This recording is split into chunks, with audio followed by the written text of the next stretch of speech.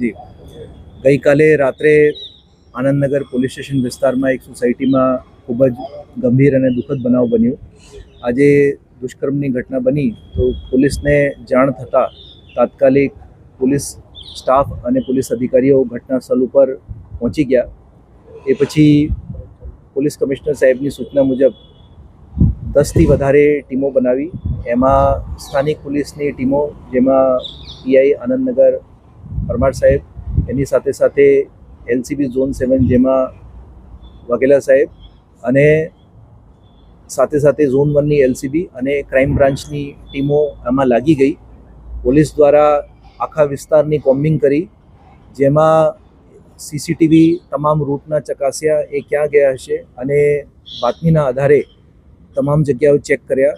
એ હેબતપુર પાસે એ પોલીસ દ્વારા એને ઝડપી પાડ્યા છે. અત્યારે પોલીસ એની પૂછપરછ કરી રહી છે અને જે આગળની કાર્યવાહી, જેમાં એના મેડિકલ તેમજ ધરપકડ કરીને આગળના પંચનામાની કાર્યવાહી કરવામાં આવશે.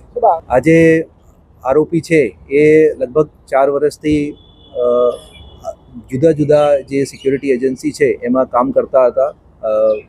બહારગામથી અહીંયા આવતા હતા અને એને 3-4 એજન્સીઓ ચેન્જ કરી છે.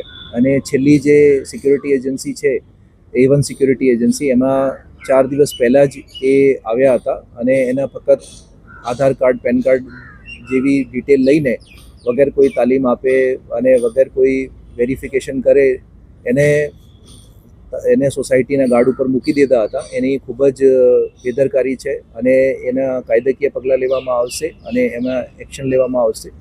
અને એના વેરિફિકેશન કર્યા વગર એને મૂકવામાં આવ્યા છે. હું તમામ સોસાયટીઓને જે છે એને હું વિનંતી કરું છું કે આપના જે સિક્યુરિટી ગાર્ડ છે એના આપ પોલીસને જાણ કરો, પોલીસની વેરિફિકેશન આપ ચકાસી લો અને આવા પ્રકારના કોઈ માણસ નહીં આવી જાય એના માટે આપ પોલીસને ધ્યાન આપો અને સિક્યુરિટી એજન્સીઓ પણ એને સિક્યુરિટી ગાર્ડને વેરીફાઈ કરે.